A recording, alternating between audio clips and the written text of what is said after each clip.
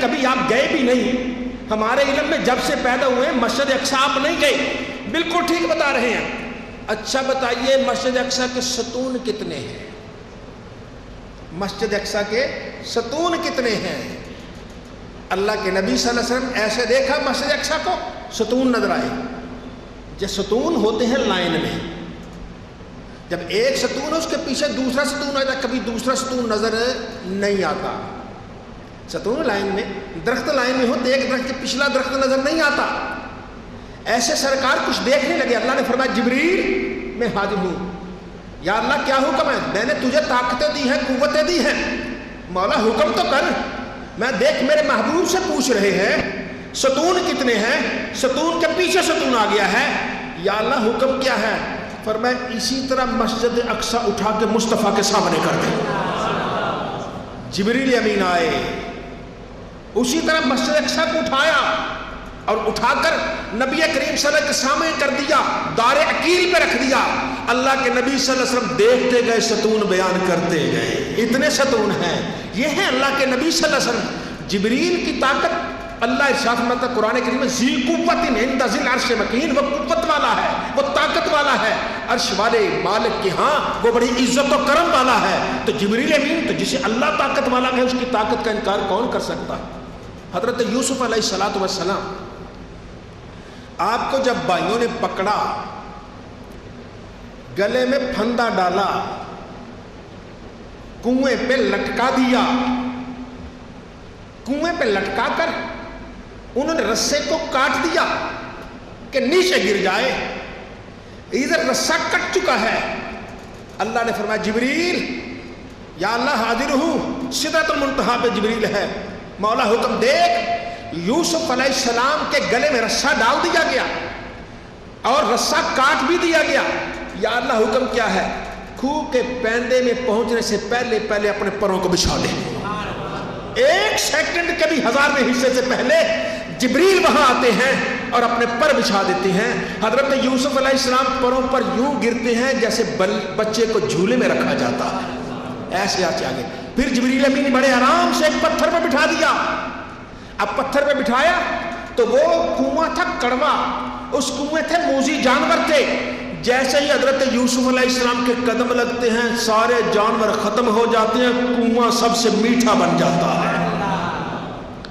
یہ جبریل امین کی طاقت ہے. کہاں سدرۃ المنتہا, کہاں سیکنڈ کے 1000ویں حصے سے پہلے بھی وہ اربوں میل کا فاصلہ طے کر لیتا ہے.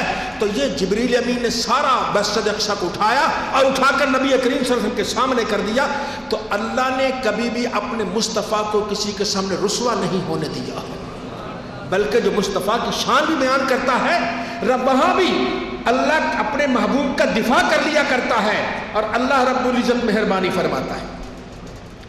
ہرقل جو روم کا بادشاہ تھا, صلح حدیبیہ کے بعد جب مسلمانوں کا آنا جانا شروع ہوا, ادھر مشرکین کو بھی آزادی ملی. معاہدہ حدیبیہ پہ دونوں طرف سے جنگ بندی ہو گئی. اب مسلمان بھی آزاد پھر رہے ہیں, مشرک بھی دوسری جگہ سیر و سیاحت کر رہے ہیں, تجارت کر رہے ہیں. ان کا ایک تجارتی قافلہ مشرکین کا بیت المقدس پہنچ گیا اور وہاں پہنچے تو ہرقل جو تھا اسے ادھر خط پہنچا جو نبی کریم صلی اللہ علیہ وسلم نے خط لکھا تھا, مکتوب لکھا تھا بادشاہوں کو. اس نے کہا کوئی عرب میں کوئی بندے آئے ہیں. اس نے کہا کچھ بندے تو آئے ہیں, ان کو لاؤ میرے دربار میں. ہرقل کے دربار میں آئے. اب وہاں وہ بیٹھا ہے, کہنے لگا یہ عرب ہیں, کہاں سے آئے ہو؟ مکہ سے آئے ہیں. اور وہاں سے جہاں سے ایک نبی نے, ایک آدمی نے نبوت کا دعویٰ کیا, جی ہاں بیٹھو یہاں. بٹھایا. تم میں سب سے اس کا قریبی رشتہ دار کون ہے؟ ابو سفیان کہتے ہیں, مسلمان نہیں تو کہتے ہیں میں قریبی رشتہ دار ہوں. کہنے لگا اس کو آگے بٹھاؤ اور باقی اس کے رشتہ داروں کو, تعلق والوں کو پیچھے لائنوں میں بٹھا دو. وہ جتنے تھے 10 15 20 تھے, جتنے بٹھا دیے. ابو سفیان آگے کرسی پر, باقی کرسیوں پر پیچھے دربار میں ہیں. کہتا ہے میں تم سے چند سوال کروں گا, مجھے ان کا جواب دینا. اب وہ سوال اس نے کیے, نبی کس کا حکم دیتا ہے, کیا کہتا ہے, کرتے, اب جواب دیتے گا, یہ کہتا ہے, یہ کہتا ہے. ابو سفیان کہتے ہیں ایک مقام پر پہنچ کر مجھے کوئی اپنی طرف سے بات شامل کرنے کی ہمت نہ ہوئی کہ میں کیسے شامل کروں. سوال جو پوچھتا ہے میں جواب دیتا ہوں، وہ کہتا ہے یہ تو نبی کی نشانی، یہ تو نبی کی نشانی، یہ تو نبی کی نشانی. کہنے لگا جی ایک بات آپ کو بتا دیتا ہوں، آپ خود ہی اندازہ لگا لیجیے وہ سچا ہے کہ جھوٹا ہے. کہنے لگا کون سی بات؟ کہنے لگا اس نے ایک دن کہا کہ میں رات کے تھوڑے حصے میں مسجد اقصیٰ گیا، مکہ واپس آ گیا. بھلا یہ عقل مانتی ہے ایسا آدمی سچا ہو سکتا ہے؟ اس وقت اس وہاں کا بڑا پادری، ان کا بڑا عبادت گزار جس طرح بطریق کہتے تھے، وہ اٹھ کے کھڑا ہو گیا. کہنے کا بادشاہ سلامت اس رات کو میں جانتا ہوں، اس رات کو میں جانتا ہوں، اور تو کیا جانتا ہے؟ کہنے کا جناب میں ہر رات بیت المقدس کا دروازہ مین گیٹ بند کر کے سوتا ہوں، میں نے زندگی میں کبھی کھلا مین گیٹ نہیں چھوڑا. اس رات میں دروازہ بند کرنے کا دروازہ بند نہیں ہو رہا. میں نے کہا میں بند کر کے چھوڑوں گا. میں 2 4 8 10 آدمی لایا، میں نے کہا بند کرو، سب نے زور لگایا، کہتے بند نہیں ہو رہا. میں مستری کو لے آیا، معمار کو لے آیا، کام کرنے والے کو لے آیا، میں نے کہا یہ دروازہ. اس نے کہا نہ بھائی اس دروازے کو نہ چھیڑنا، ساری عمارت دروازے پہ آ گئی. اگر تم نے دروازے کو چھیڑا نا عمارت گر جائے گی، سب نیچے دب کے مر جائیں گے. اب نہیں کوئی ہو سکتا، صبح کچھ کریں گے. کہنے لگا میں ساری رات اسی پریشانی میں مبتلا رہا کہ آج زندگی میں پہلی مرتبہ بیت المقدس کا دروازہ نہیں بند ہو سکا. کیسی میری زندگی ہے، میں یہاں کا منتظم ہوں، بیت المقدس کا دروازہ نہیں بند ہو سکا. کہنے لگے میں فجر کے بعد آیا، میں نے دروازے کا جائزہ لیا. جیسے میں نے دروازے کو ہاتھ رکھا، دروازہ بالکل ٹھیک ہے، دروازہ بالکل ٹھیک ہے. میں اندر گیا تو اندر کا سامان، اندر کی صفحے کہہ لی وہ ایسے تھی جیسے رات کو ہزاروں آدمی پھرتے رہے. میں حیران ہو گیا کیا ہوا. پھر مجھے یاد آیا ہماری ہی کتابوں میں لکھا ہے کہ آخر الزمان نبی ایک رات معراج کی رات بیت المقدس تشریف لائے گا، نبیوں کی امامت کرے گا. میرے دل نے گواہی دیا کہ آج رات معراج کی رات ہے.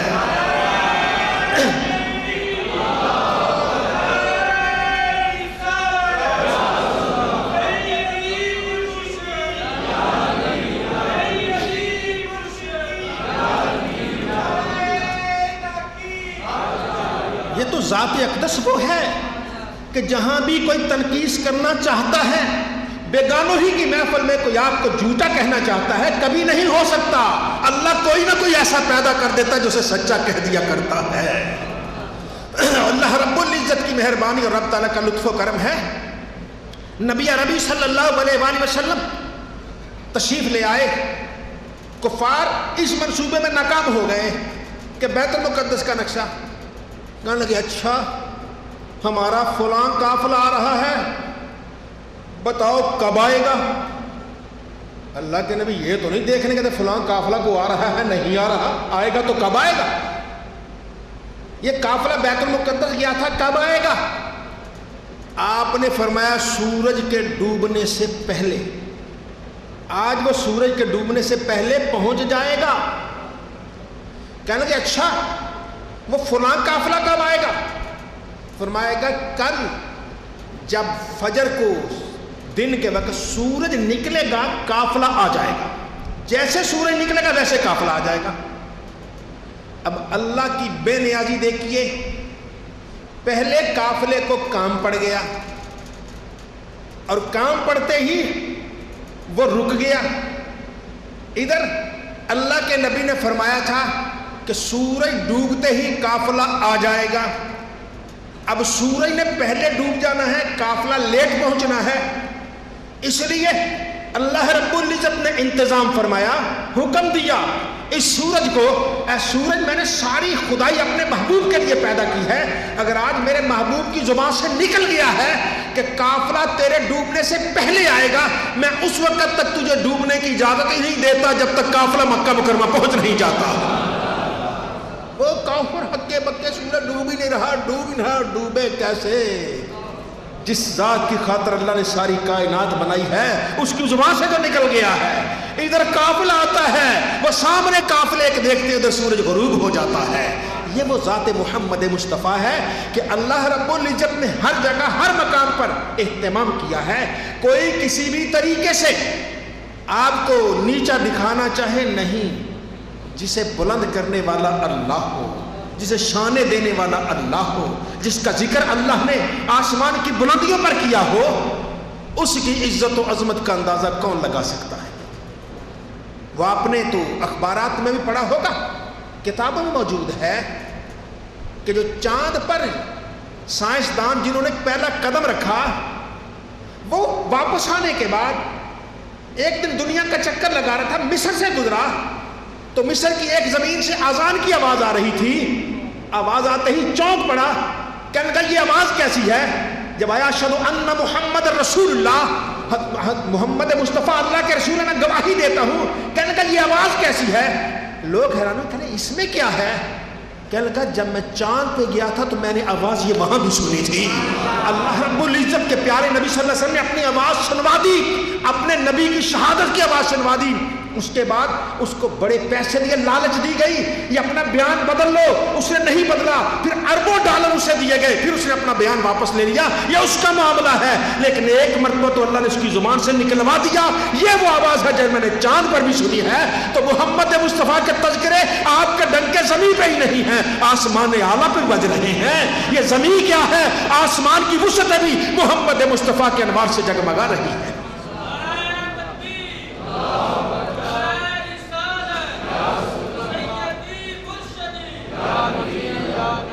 تو یہ اللہ کے نبی صلی اللہ علیہ وآلہ وسلم ہیں جن پر اللہ رب العزت کی مہربانی ہے. وہ کہنے لگا اچھا جی دوسرا قافلہ, فرمایا سورج نکلتے آئے گا. اچھا اس میں ہے کیا؟ اب سرکار قافلے کی رنگ و رنگت بتائیں کیا ہے. فرمایا اس میں اناج آ رہا ہے, آگے جو اونٹ ہے اس پہ 2 رنگ کی بوریاں ہے لائنوں والی, اور پوچھ لینا ان سے کہ جب میرا قافلہ قریب سے گزرا تھا وہ اونٹ بدک کر گر گیا تھا, پوچھ لینا ان سے. عجب نشانیاں ہیں. یہ کیسا نبی ہے جو پوچھو ذرہ ذرہ بتا رہا ہے, جزی جزی بتا رہا ہے. پر کہنے لگے آئے گا کب قافلہ؟ فرمایا اس وقت آئے گا جب سورج نکلے گا. ابو جہل اپنے ساتھیوں کو لے کر صفا پہاڑی پہ چڑھ گیا, کہنے لگا آج میں اپنی آنکھوں سے دیکھوں گا, اگر 1 سیکنڈ پہلے بھی سورج نکل گیا میں شور مچا دوں گا, جھوٹ بولا ہے, سورج تو نکل گیا ہے, قافلہ نہیں آیا. ادھر صفا پہ وہ چڑھ گیا, مروہ پہ صدیق اکبر نبی کے غلاموں کو لے کے چڑھ گئے. کہنے لگے یہ بدنصیب اگر کوئی بات بھی کرے گا صدیق اپنی آنکھوں سے بتا کے بتائے گا یہ مصطفیٰ کا قافلہ آ رہا ہے. آخر وقت آ گیا سورج کے طلوع ہونے کا, رات کے آخری سب دونوں طرف مجمع لگا ہے, ادھر بھی مجمع ہے ادھر بھی مجمع ہے, ادھر بد نصیبوں کا مجمع ہے ادھر خوش نصیبوں کا مجمع ہے, ادھر اللہ سے عداوت کرنے والوں کا مجمع ہے ادھر اللہ سے پیار کرنے والوں کا مجمع ہے, ادھر نبی کے منکروں کا مجمع ہے ادھر نبی کے چاہنے والوں کا مجمع ہے. اس کی قیادت ابو جہل کر رہے ہیں تو اس کی قیادت صدیق اکبر کر رہے ہیں. تو یہ اللہ رب العزت کی مہربانی, رب جس کے چاہے پیچھے لگا دیتا ہے. اللہ سے دعا مانگتے اے اللہ ہمیں نیک لوگوں کے رستے پر چلنے کی توفیق عطا فرما. زندگی ہے, زندگی کے لمحے تھوڑے ہیں, زندگی کے دن تھوڑے ہیں, پتہ نہیں یہاں بیٹھے ہیں اٹھنا بھی نصیب ہوگا یا نہیں ہوگا. تو بہرحال اللہ سے دعا مانگی اے خالق و مالک ہمیں ایمان سمیت دنیا سے لے جا. جو ایمان کی حالت میں دنیا سے جاتا ہے سمجھ لیے سب کچھ لے جاتا ہے, اور اللہ تعالیٰ اس پہ کرم در کرم اور لطف در لطف فرمایا کرتا ہے. اب وہ شہری کے وقت دونوں طرف مجمع چڑھ گیا, صفا پہ بھی مروہ پہ بھی. صفا پہ ابو جہل ہے, مروہ پہ صدیق اکبر ہیں, ادھر مشرک ہیں ادھر مسلمان ہیں. آہستہ آہستہ وہ لمحہ بھی آ گیا جب سورج طلوع ہوا. سورج کا جیسے ہی کنارہ نکلا ابو جہل نے شور مچا دیا, اونچی آواز سے کہتا دیکھو سورج نکل آیا, قافلہ نظر نہیں آیا. ابھی اس کی آواز مکمل نہیں ہوئی صدیق اکبر کی آواز آتی ہے اور ظالم دیکھ قافلہ بھی آ گیا ہے. یہ اللہ رب العزت کی عنایت، یہ رب تعالیٰ کا لطف و کرم ہے کہ سرکار نے جو فرمایا اس معراج کے سلسلے میں اسی طرح ثابت ہوا، ایک سیکنڈ کی بھی دیر نہیں ہے۔ یہ اللہ کے محبوب ہوا کرتے ہیں، یہ اللہ کے پیارے ہوا کرتے ہیں۔ ہمارے تخمینے، ہمارے اندازے یہ غلط ہو جاتے ہیں، لیکن جس کے لیے اللہ نے ساری خدائی بنائی ہو، جس کی زبان ایسے ہو، وَمَا يَنطِقُ عَنِ الْهَوَىٰ إِنْ هُوَ إِلَّا وَحْيٌ يُوحَىٰ، یہ تو خود بولتا ہی نہیں ہے، یہ وحی الہی ہوتی ہے۔ تو وحی الہی کبھی غلط نہیں ہوا کرتی۔ اللہ تعالی ہم سب کو معراج پاک پر صحیح ایمان لانے کی توفیق عطا فرمائے۔